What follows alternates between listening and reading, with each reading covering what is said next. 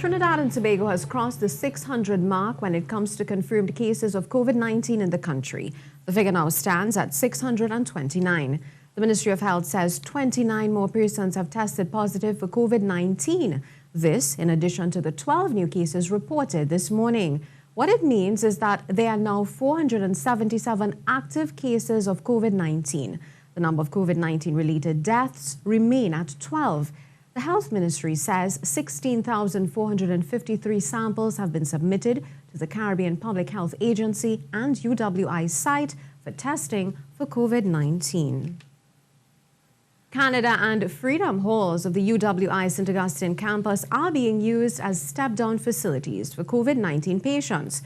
UWI says it acceded to a request from the Health Ministry to use these halls from today. In June, they were previously designed as quarantine facilities for TNT nationals who returned from other UWI campuses. UWI says the management of the sites will be done by the state, which will be working with UWI authorities, including Campus Security Services and its Health and Safety Unit.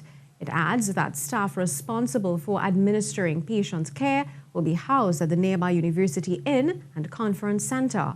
The TNT Defense Force, meanwhile, will be responsible for security operations at the halls while they're being used as step-down facilities. The quarantine period for SEA students of 11 schools closed due to COVID-19 has ended.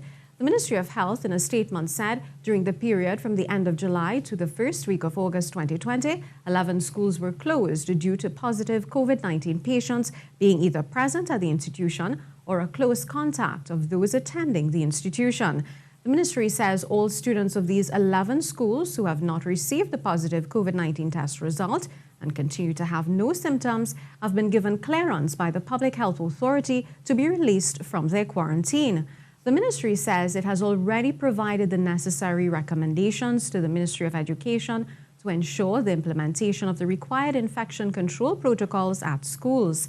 Persons requiring further clarification in this regard are asked to contact the Office of the County Medical Officer of Health based on the area in which they live.